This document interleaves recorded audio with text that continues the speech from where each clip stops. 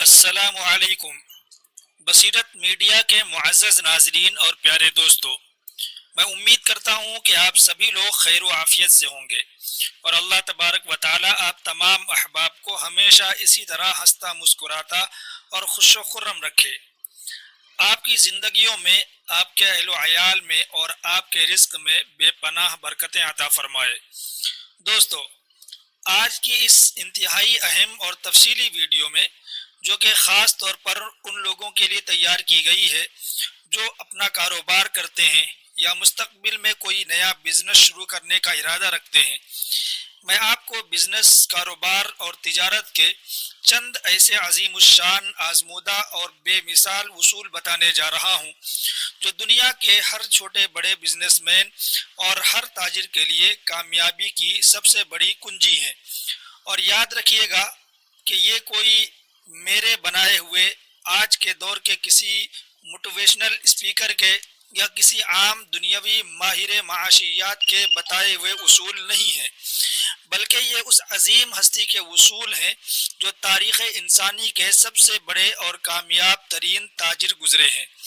جو نہ صرف ایک بے مثال بزنس مین تھے بلکہ اللہ کے رسول صلی اللہ علیہ وسلم کے نہایت ہی جلیل القدر اور مقرب صحابی بھی تھے، یعنی حضرت عبد الرحمن بن عوف رضی اللہ تعالیٰ عنہ۔ تاریخ گواہ ہے کہ جب انہوں نے مدینہ منورہ میں ہجرت کے بعد اپنے کاروبار کا آغاز کیا تو ان کے پاس کوئی بڑا سرمایہ یا بینک بیلنس نہیں تھا، بلکہ روایات میں آتا ہے کہ انہوں نے اپنا کاروبار صرف اور صرف 2 کلو پنیر، گھی یا مکھن جیسی نہایت معمولی سی چیز سے شروع کیا تھا، لیکن ان کی کاروباری دیانتداری، سچائی اور ان اصولوں کی برکت کا عالم یہ تھا کہ جب وہ اس فانی دنیا سے رخصت ہوئے تو ان کے چھوڑے ہوئے اثاثوں کا اگر ہم آج کے دور کے حساب سے اندازہ لگائیں تو عقل دنگ رہ جاتی ہے۔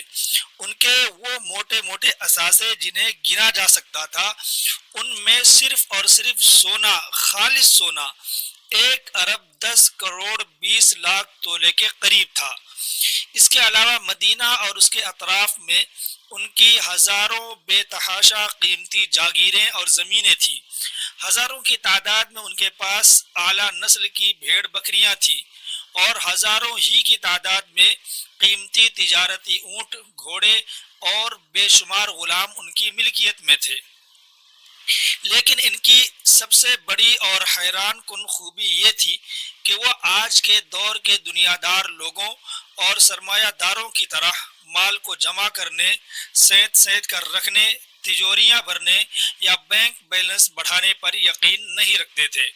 ان کا طریقہ کار یہ تھا کہ ادھر سے مال آیا اور ادھر غریبوں، مسکینوں اور اللہ کے راستے میں بانٹ دیا۔ ایک ہاتھ سے کماتے تھے اور دوسرے ہاتھ سے سخاوت کے دریا بہا دیتے تھے۔ جو مال و دولت میں نے اوپر بیان کی ہے وہ تو دراصل وہ حصہ ہے جو ان کی بے پناہ سخاوت اور دن رات مال بانٹنے کے باوجود بچ گیا تھا،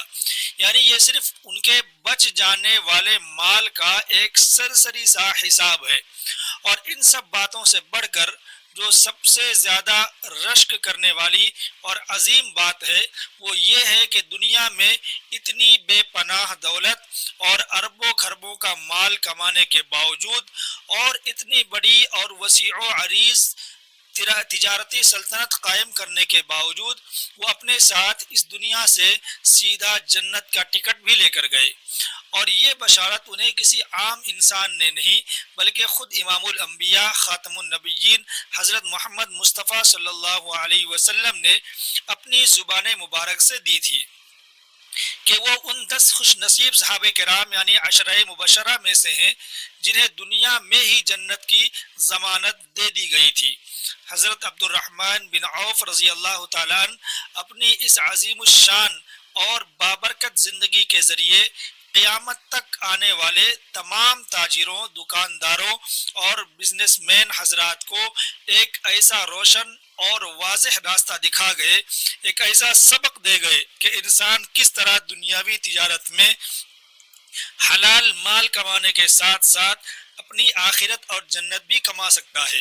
آج کل ہمارے معاشرے کا اور خاص طور پر ہمارے بازاروں کا المیہ یہ ہو گیا ہے کہ ہم نے ہر غلط کام کے لیے ایک جملہ گھڑ لیا ہے کہ بھائی کیا کریں، یہ تو پاپی پیٹ کا سوال ہے،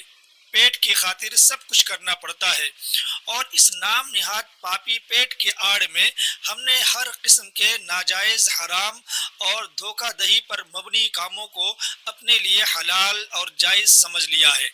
آپ بازار میں نکل کر دیکھیں، ایک دکاندار گاہک کو ناپ تول میں کم دے رہا ہے، ڈنڈی مار رہا ہے، دوسرا شخص اپنی چیز بیچنے کے لیے دن دہاڑے جھوٹی قسمیں کھا رہا ہے، تیسرا شخص اپنے کاروبار کو بڑھانے کے لیے سود پر قرض لے رہا ہے اور سود کھا رہا ہے، چوتھا شخص اپنا کام نکلوانے کے لیے رشوت لے اور دے رہا ہے۔ اور جب ان لوگوں کو اللہ کا خوف دلایا جاتا ہے، جب کوئی نیک بندہ انہیں ٹوکتا ہے، انہیں سمجھانے کی کوشش کرتا ہے یا ان کے اس غلط کام پر ان کی اصلاح کرنے کی کوشش کرتا ہے، تو ان سب کا آگے سے ایک ہی رٹا رٹایا اور گھسا پٹا جواب ہوتا ہے کہ یار کیا کریں، اس پاپی پیٹ کا سوال ہے، پیٹ پالنے کے لیے یہ سب کچھ کرنا پڑتا ہے۔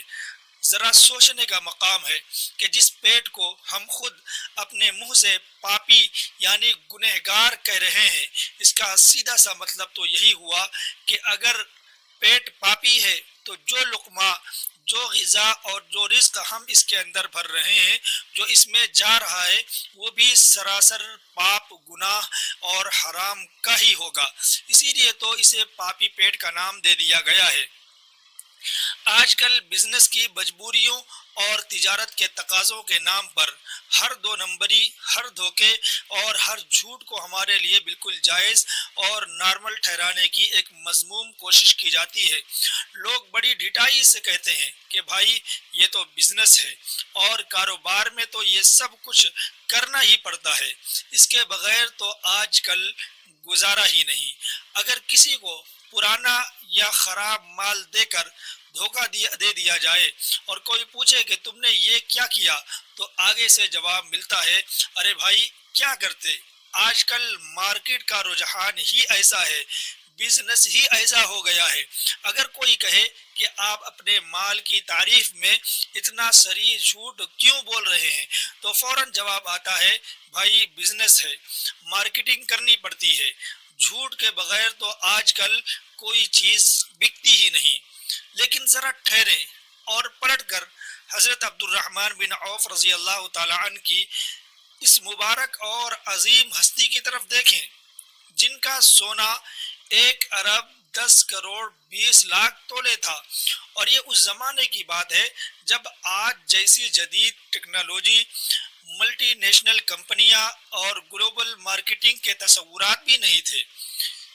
اتنی بے پناہ، لامحدود اور ناقابل تصور دولت کمانے کے باوجود وہ ذرہ برابر بھی جھوٹ، فریب یا دھوکے کا سہارا لیے بغیر نہ صرف دنیا میں کامیاب ترین انسان کہلائے، بلکہ آخرت کی ہمیشہ ہمیشہ رہنے والی جنت بھی کما گئے۔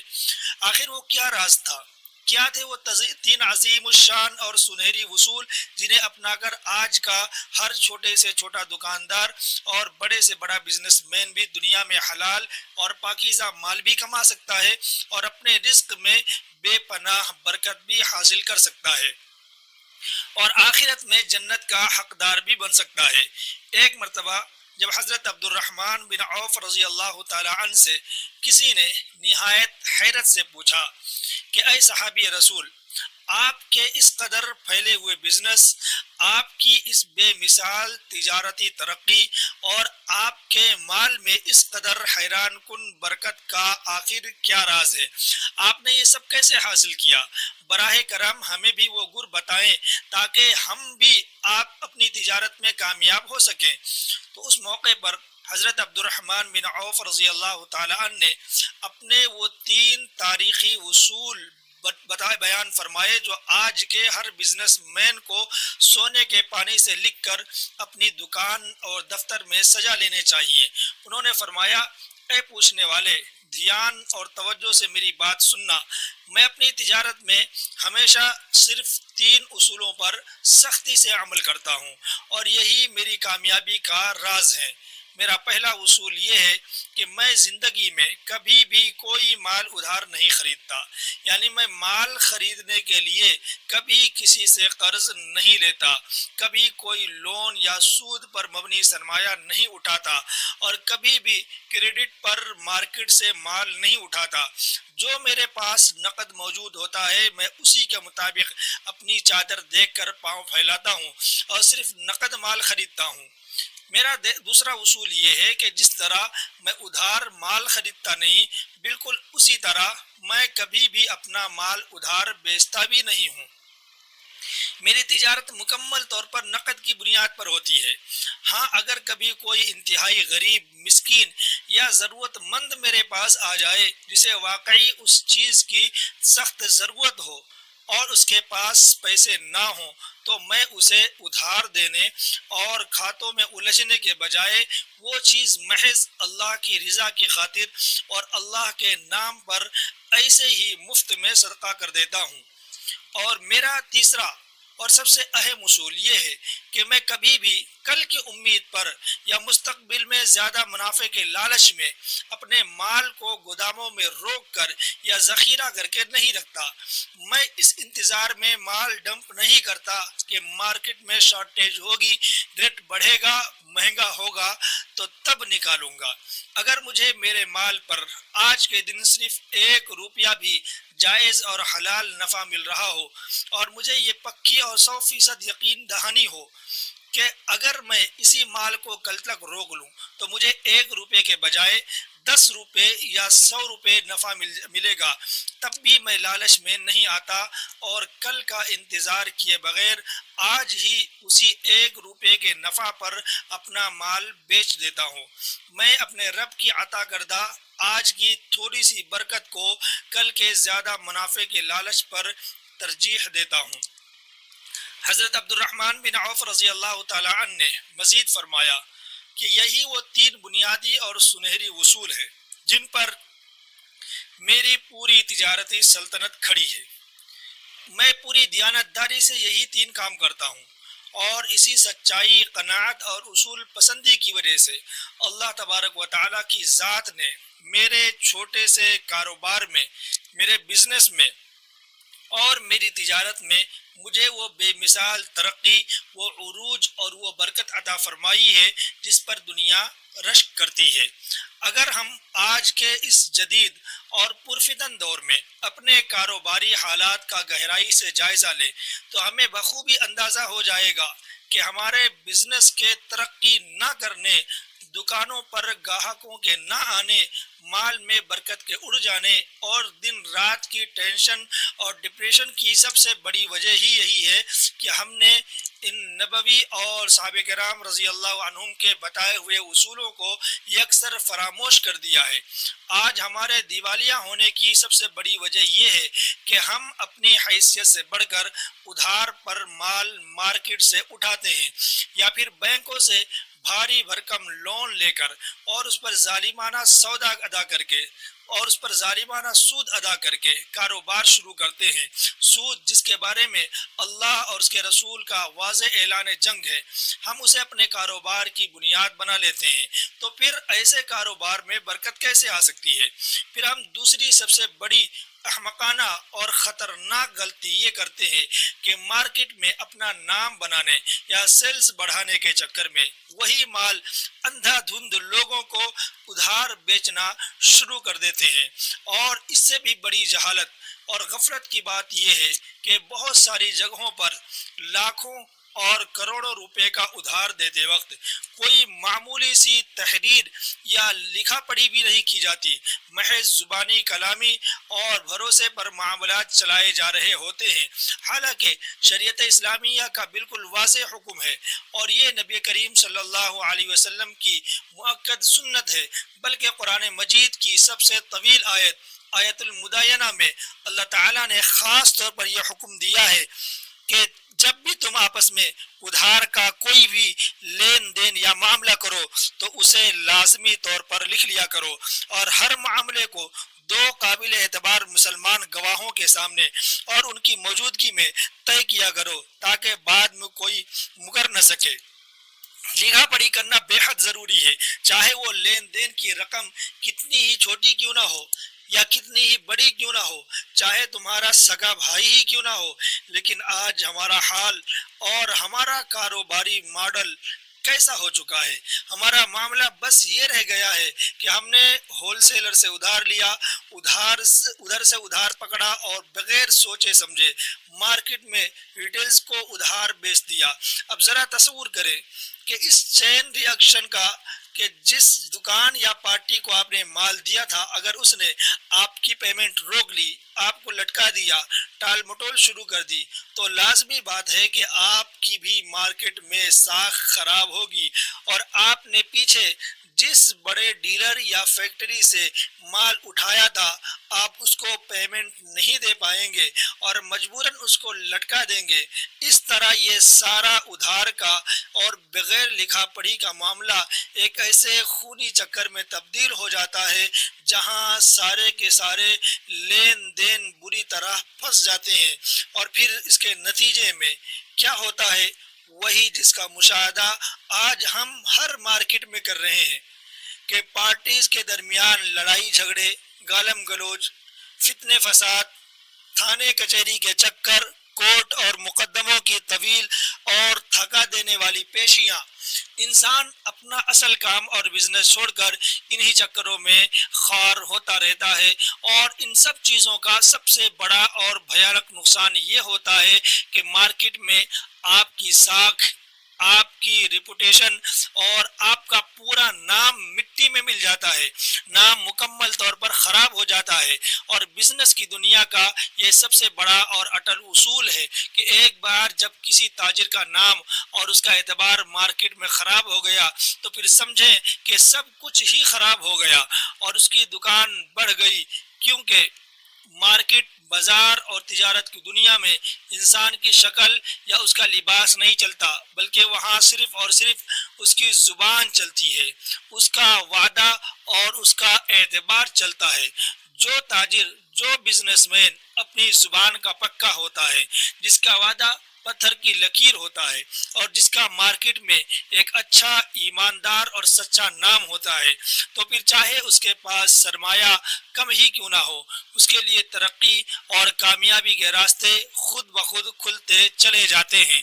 اور اس کے پاس آگے بڑھنے کے لاتعداد چانس اور مواقع پیدا ہو جاتے ہیں۔ اس لیے بصیرت میڈیا کے دوستو، ہمیشہ یہ بات یاد رکھیں اور اسے اپنے پلے باندھ لے کہ اگر آپ ایک پرسکون، بابرکت اور کامیاب کاروباری زندگی گزارنا چاہتے ہیں تو سب سے پہلے خود کو ہر قسم کے قرضوں کی لعنت سے بچائیں، یعنی نہ تو کسی سے بلا وجہ ادھار لینے کی عادت ڈالیں اور نہ ہی سودی قرضوں کے چکر میں پڑیں، کیونکہ قرض خواہ وہ کسی فرد سے لیا گیا ہو یا کسی ادارے سے، ایک ایسی بھاری اور خطرناک چیز ہے، اور خاص طور پر قرض لے کر اسے واپس نہ لوٹانے کی یا ٹال مٹول کرنے کی ہمارے پیارے نبی صلی اللہ علیہ وسلم کی احادیث مبارکہ میں اتنی سخت اور ڈرا دینے والی وعیدیں، سزائیں اور وارننگز آئی ہیں کہ سن کر انسان کے رونگٹے کھڑے ہو جاتے ہیں۔ رسول پاک رحمت للعالمین صلی اللہ علیہ وسلم نے ارشاد فرمایا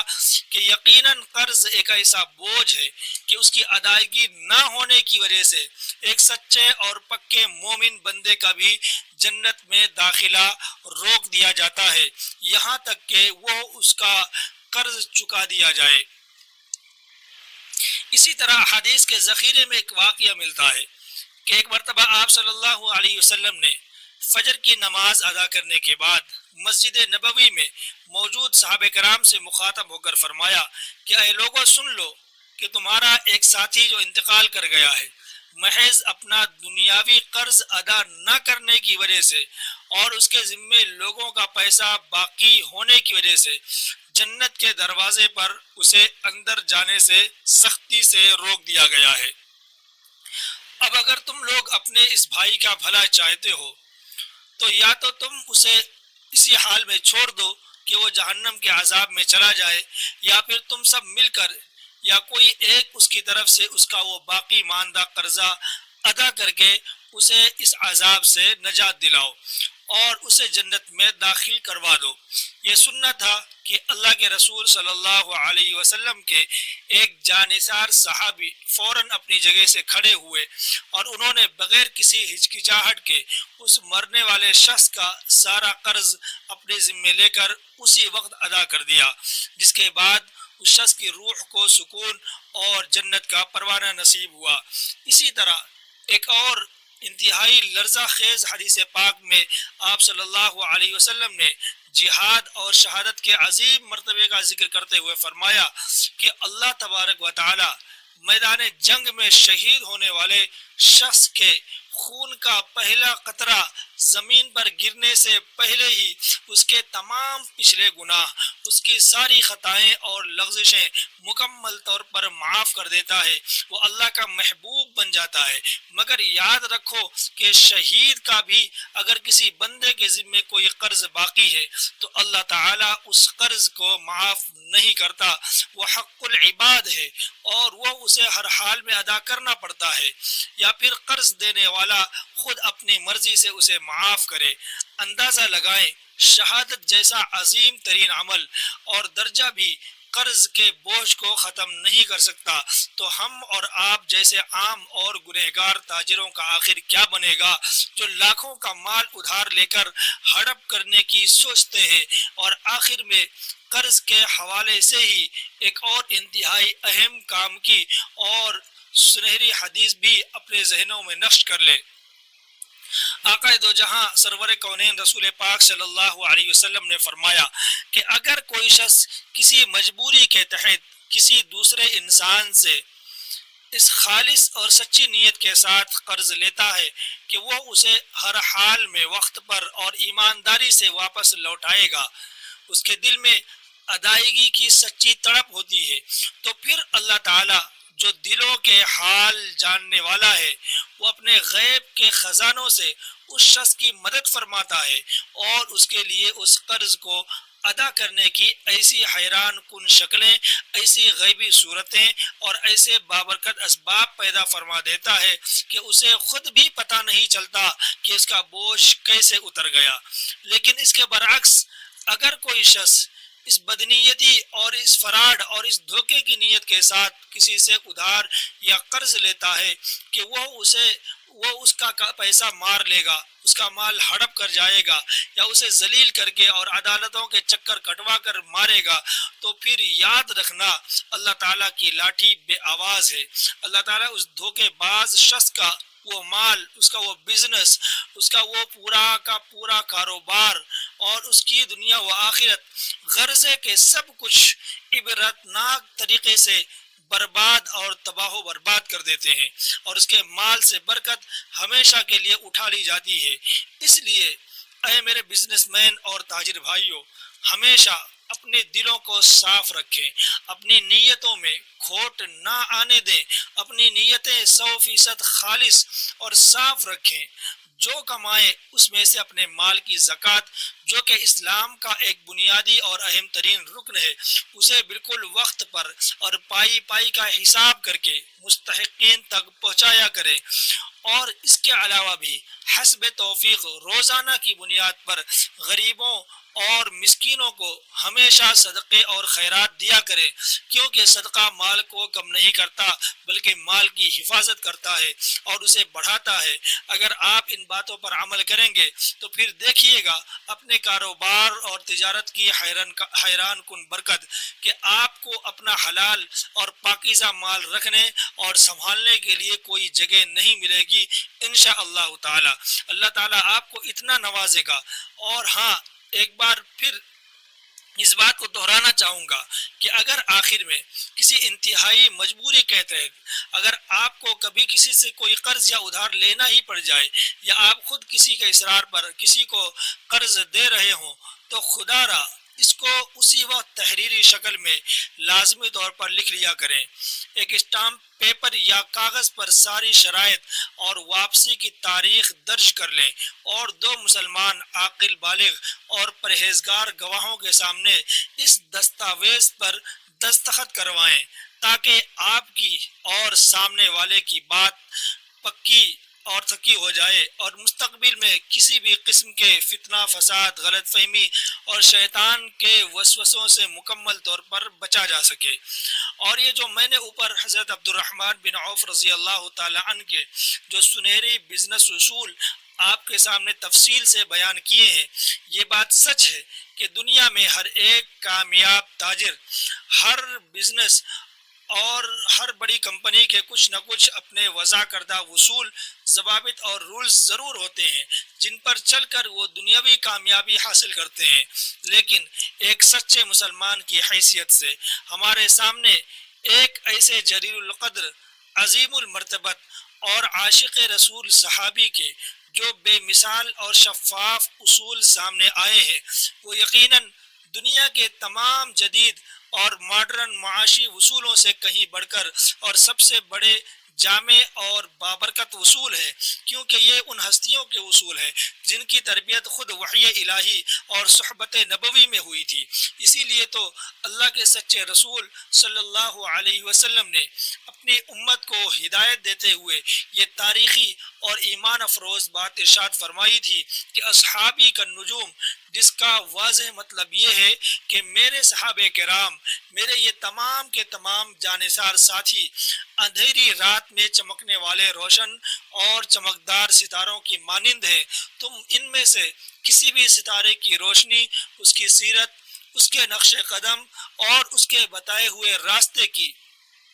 اگر سچے دل سے پیروی کرو گے، ان کے پیچھے چلو گے، تو تم کبھی بھی گمراہ نہیں ہو سکتے، بلکہ تم یقیناً سیدھے راستے پر رہو گے اور اپنی اصل منزل یعنی دنیا کی کامیابی اور آخرت کی جنت کو بآسانی پہنچ جاؤ گے۔ اس لیے میری آپ سب دوستوں سے درد مندانہ گزارش ہے کہ جب بھی کوئی مارکیٹ میں بزنس کریں،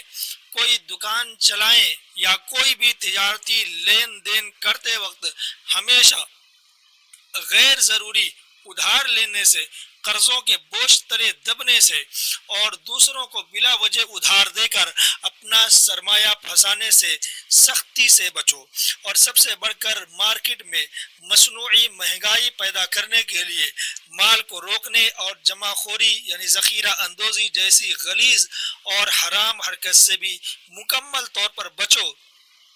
اپنی محنت، اپنی ایمانداری اور اپنے حلال رزق کے لیے صرف اور صرف اللہ کی ذات پر کامل یقین اور بھروسہ رکھو، کیونکہ رزاق صرف وہی ذات ہے۔ آج اگر آپ کو تھوڑا نفع مل رہا ہے تو اسی پر شکر ادا کریں، یعنی یاد رکھیں کہ وہ جو ہمارے ہاں ایک بہت ہی مشہور